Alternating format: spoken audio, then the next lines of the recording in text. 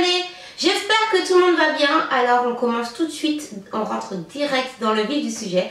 Aujourd'hui je vais vous montrer comment vous maquiller pour camoufler les bleus lorsque vous êtes battu.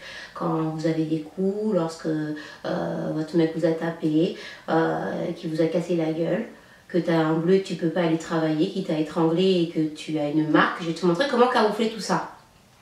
Alors c'est parti! Pour pouvoir camoufler un bleu lorsque tu t'es fait pas taper par ton mec, par ton mari, et que tu as subi des violences quelles qu'elles soient, il te faudra pour ce tuto du coton, du démaquillant et surtout ton téléphone. C'est tout ce dont tu as besoin. Là vous allez me demander, mais c'est quoi cette vidéo Julicious? Je profite du fait qu'on soit le 8 mars, donc c'est-à-dire c'est la journée des droits de la femme, pour pouvoir vous faire cette vidéo que je voulais vous faire depuis un moment, parce que je me suis rendu compte qu'autour de moi, mais quand je vous dis autour de moi, c'est vraiment mon entourage proche. Parmi mon entourage proche, j'ai des personnes qui sont des femmes qui subissent des violences, que ce soit conjugales, que ce soit voilà, qui subissent des violences, et j'ai voulu parler là-dessus aujourd'hui. J'ai voulu parler là-dessus parce que si dans mon propre entourage j'ai pu en noter plus de 5, ça veut dire que même parmi vous qui me regardez, peut-être vous avez besoin d'aide, peut-être que cette vidéo peut vous aider en tout cas. Quand je vous parle de violences faites aux femmes, bon, je dis les femmes principalement dans cette vidéo, même si certains hommes peuvent être constatés, peuvent être concernés, pardon. Je vais un peu vous parler de mon expérience et de comment, voilà, on pense toujours que c'est ailleurs, que c'est plus loin, que c'est toujours que les chiffres, bon, les chiffres c'est des chiffres. Par exemple, sur 216 000 femmes qui dans leur mariage, je parle dans leur mariage, hein, je compte même pas les gens qui ne sont pas mariés, dans leur couple subissent, il y a sur 216 000 femmes qui subissent de ces violences, il n'y a que 16% qui ont porté plainte. C'est-à-dire que toutes les autres restent sous silence, toutes les autres ne disent rien et toutes les autres laissent faire. Et moi, les expériences qu'il y a eu autour de moi, c'est allé trop loin. Donc ça peut aller trop loin à d'autres, et ça fait un moment que je vais vous faire cette vidéo, donc je vous raconte un peu. La première personne, la première femme, la première fois que ma mère m'a expliqué qu'est-ce qui se passait, tu vois, chez la voisine, c'est quand j'étais plus jeune, quand j'habitais en Guadeloupe, j'avais la voisine tous les soirs, on entendait hurler, crier à la mort, on entendait les coups, c'était horrible, mais genre pas que des coups de poing, t'entendais les coups comme s'ils prenaient des bâtons, donc c'était même pas de notre maison, c'est pas... Quand je vous dis voisine, c'est pas genre voisine, on habitait dans un appart, c'était le mur de l'autre côté, c'était voisine, c'était la maison qui était en face. Et une fois, ma mère est partie avec moi au commissariat et demande clairement si jamais elle a été victime de violence, qu'est-ce qu'elle doit faire si elle sait que quelqu'un se fait taper. Qu'est-ce qu'elle doit faire? À ce moment-là, l'agent lui a clairement répondu ça pagadadeo. En gros, en créole, en gros, ça te regarde pas. En gros, à pas affaire, c'est pas tes affaires. En gros, si c'est... Et là, ce jour-là, je me rappelle très bien, et c'est à partir de là que je me suis dit, mais comment quelqu'un...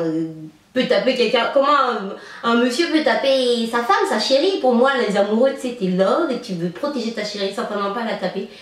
Et elle est rentrée, elle était énervée, ma mère, et ce soir-là, donc on avait une terrasse, et pendant qu'il la tapait, elle faisait le plus de bruit possible sur la terrasse pour lui faire comprendre au mec qu'on entend ce qu'il fait, et que voilà, on a quand même appelé la police.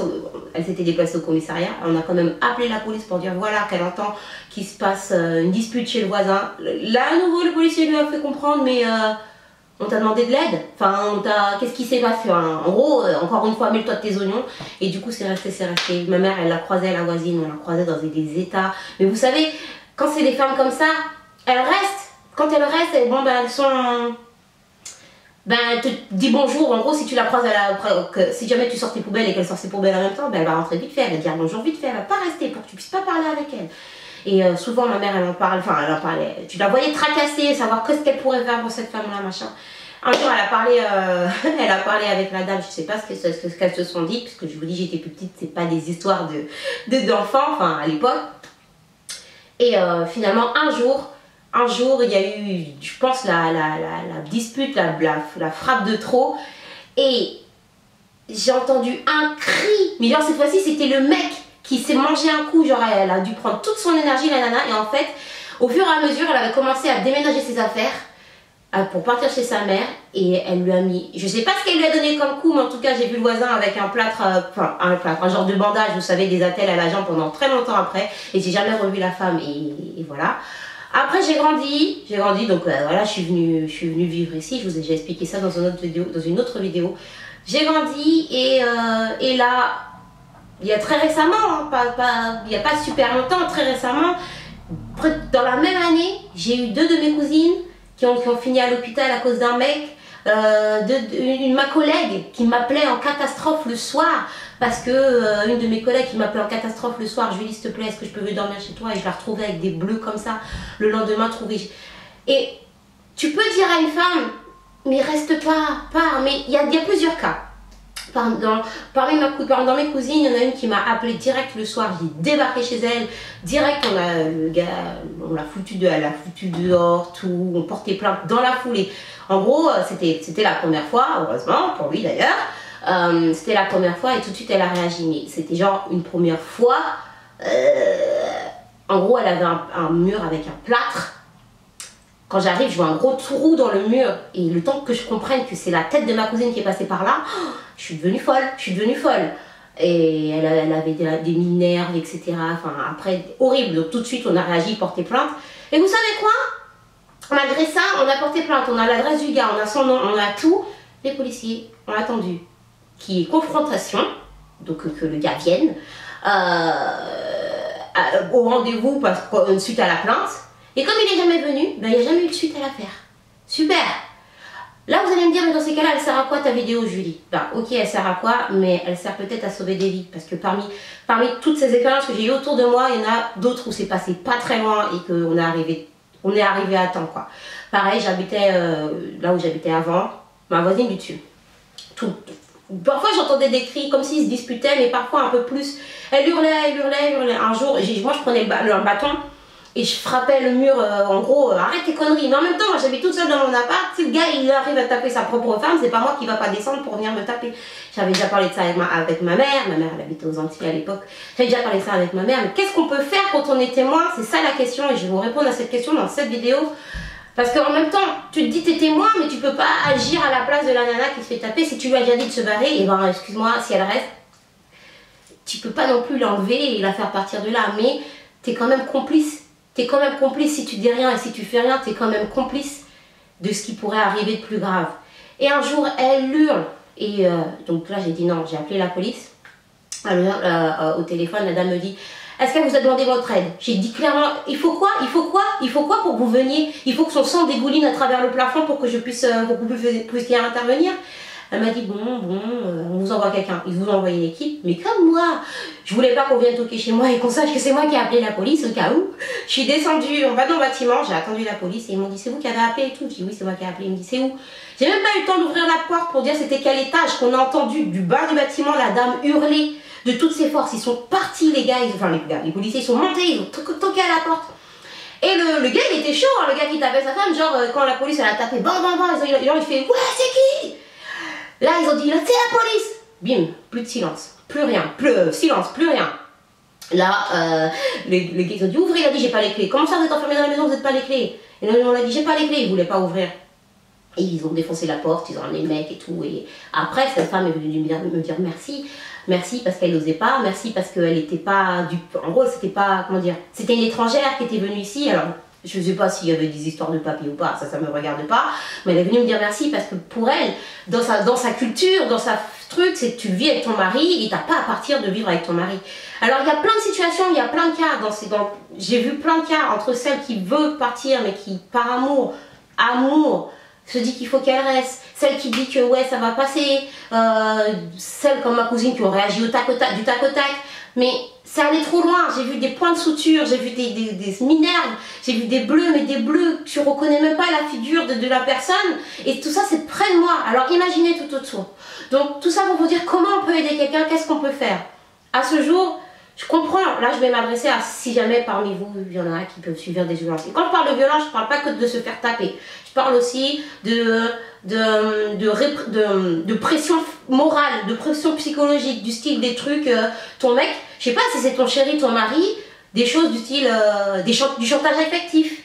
Ça commence par là, du chantage affectif du style, ouais, si tu m'aimes vraiment, tu restes ici avec moi bébé. Tu sais, excuse-moi, on est adultes tous les deux, je suis quand même maître de moi, j'ai envie de sortir avec mes copines ce soir, ne me dis pas, pas comme si je sors tous les soirs, enfin, tu vois ce que je veux dire? Ça commence par là, c'est pas que quand le premier coup de poing arrive dans la gencive. Il y a aussi des choses du style, des choses pour te rabaisser. Ah ouais, t'es même pas capable de faire une lessive, t'es même pas capable de faire cuire un steak. Ça commence par là. Alors faites attention, hein. Tu n'es pas en train de dire que dès que ton mec te dit ça, direct il va te taper. Mais voilà, si vous êtes dans cette situation-là, que ça vous est arrivé, qu'il y a déjà eu une première main, dites-vous s'il a osé vous frapper une première fois, qu'est-ce qui l'empêche de recommencer? Je veux dire, normalement, toute maman élève son enfant, son fils, en lui disant tu dois respecter une femme, tu dois respecter chaque mec, chaque homme a une maman. Et donc c'est normalement hein, ce que représente une mère, l'effort que donne une mère, il respecte une mère, donc une femme. Et donc il y a quand même cette relation. Vous demandez à un petit garçon à la maternelle, est-ce que tu tapes les filles? La première chose qu'il te dit c'est non, on ne tape pas les filles, tu vois. Donc pourquoi quand on grandit ça passe? Pourquoi encore une fois je parle que des femmes, même si je sais qu'il y a des hommes aussi, mais le pourcentage est moins grand. Voilà, il y a des femmes, donc tu tapes pas les femmes, donc moi j'arrive pas à comprendre l'amour, pas l'amour, à partir du moment où tu en viens à me faire du mal si tu ne m'aimes pas. Tu ne m'aimes pas. Alors les filles, je sais que c'est dur, peut-être que toi tu l'aimes de tout ton cœur, mais ouvre les yeux parce que c'est vraiment ta vie. Et quand je dis vraiment ta vie, c'est que j'ai vraiment vu à pas loin qu'une vie pouvait partir à cause d'un mec qui tape, tu vois. Donc qu'est-ce qu'on peut faire? Qu'est-ce qu'on peut faire? Déjà dans un premier temps, s'il y a des histoires d'enfants, tu t'inquiètes pour tes enfants, mets-les premièrement en sécurité, pensez aux petits, parce que bon, s'il arrive à taper sa femme, même si c'est pas tous, hein, on sait pas s'il est fou, s'il abuse, on sait pas comment ça se passe. Moi je sais pas comment ça se passe, ça m'est pas arrivé à moi, mais quand les embrouilles commencent, et si jamais il en vient à perdre le contrôle au point de te taper toi, on ne sait pas s'il peut ne pas arriver à taper les petits autour. Donc mets les enfants en sécurité. Si tu t'es seul, essaye Ok, je comprends que tu peux avoir honte, que tu n'aies pas envie d'en parler, que tu n'aies pas envie que tout le monde que ça sache, que même toi tu as honte et que tu te dis mais non, il t'aime vraiment au fond, et que il était énervé, et il était stressé par le travail. Tu sais, toutes les excuses que vous pouvez trouver. Essaye d'avoir des gens autour de toi. Ok, ben t'as pas envie de dire à ta mère ou à ta cousine ou quiconque que tu mets les enfants chez toi pour telle raison, mais place les enfants quelque part, genre sur week-end, aller dormir là ou autre, je sais pas. Et toi, essaye de trouver un soutien, une personne, au moins une personne à qui parler, ou une personne pour que... D'essayer de dire à quelqu'un de ne plus être seul face à cette situation. Bien évidemment, cette personne, si elle est censée, va te conseiller de partir. On t'a pas dit de rendre les coups, hein, on évite, même si, bon, moi personnellement, en ce qui me concerne moi, je suis le premier qui le tape. Je dis ça aujourd'hui, je sais pas comment ça sera en vrai, mais je sais qu'avec mon énergie, le premier qui ose, ok, il va peut-être me taper, mais je vais lui rendre. Et s'il saigne pas, je m'arrête pas. Alors peut-être je vais saigner, mais il va saigner aussi. Mais ça, c'est mon point de vue, c'est ma manière et mon caractère. Et c'est ce que je dis aujourd'hui sans avoir vécu cette situation. Je sais pas moi comment ça se passe. Mais dans tous les cas, essaye de te mettre en sécurité. Ensuite, tu as des numéros comme le 3919. Le 3919, c'est le numéro d'aide aux femmes qui subissent des violences. J'ai parlé de violences psychologique, de violence physique. Il y a aussi au niveau de la sexualité qu'on vous oblige à faire des choses que vous ne voulez pas. C'est aussi de la violence, même si c'est ton mari, même s'il t'a passé une bague, même si... Voilà. Je parle beaucoup de mari, mais ça marche aussi dans le cas où vous n'êtes pas encore passé devant le maire. Ça marche aussi dans le cas où c'est juste la personne avec qui tu vis. Tu ne peux pas, je sais pas, ma mère elle a une phrase qu'elle aime bien dire, en pas de Timoun, appelons non. Je ne suis l'enfant d'aucun mec. En gros, qu'elle a qu'un seul papa. Et il n'y a que son papa qui, à la rigueur, à l'époque, pouvait lui dire fais pas ça et lui mettre une petite tape. Tu sais, quand tu grondes ton enfant, tu vois. Mais en gros, aucun mec n'a le droit de lever la main sur toi. T'es pas sa fille. Ok? Donc, tu as le 3919. Le 3919, il sert aussi bien pour toi si tu as un problème, mais aussi bien pour vous si vous voyez quelqu'un, vous connaissez quelqu'un qui est en difficulté.